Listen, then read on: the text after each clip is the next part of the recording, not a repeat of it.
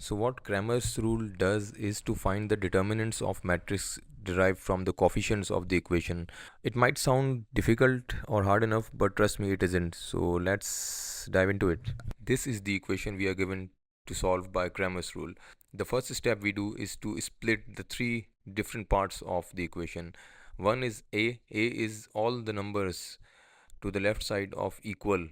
Then the variables, which are x, y, and z, and finally the constant numbers, which are located to the right side of the equal of the question. We call constant a b and coefficient numbers as a.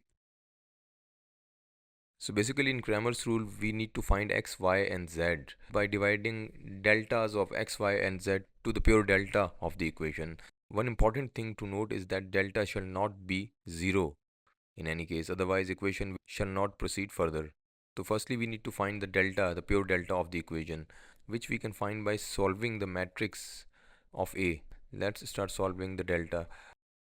In case you are wondering where the numbers have come from, 2 is the upper part of the matrix in A, and 3 multiplied by 4 minus 5 multiplied by 2 are the multipliers of the matrix.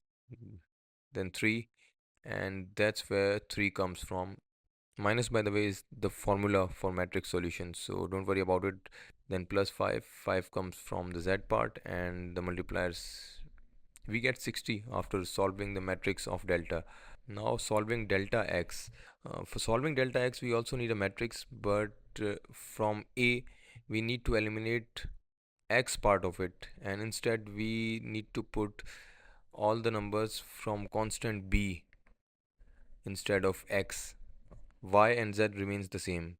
There it is, 10, 12, and 8. We've got this from the constant b, and x and y z remains the same. So let's solve the matrix for delta x.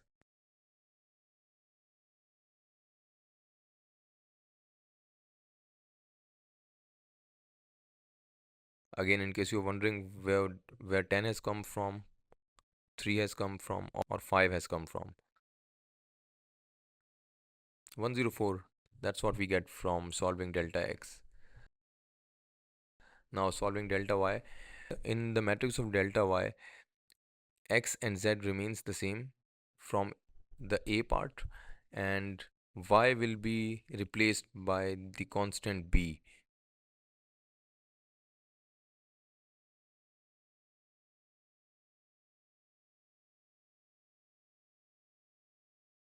Again, in case you're wondering where the 2 has come from, we can see from the graphics.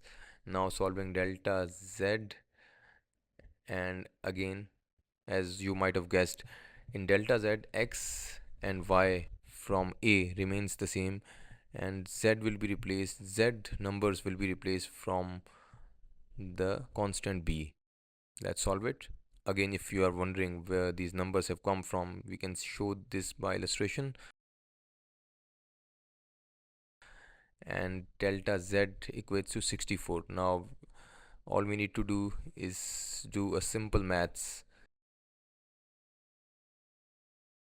Delta x by delta 104 by 60 is equal to 1.7. Similarly, we get 0.4 as y, and z is 1.066 of this equation. So we've got x, y, and z from Cramer's rule.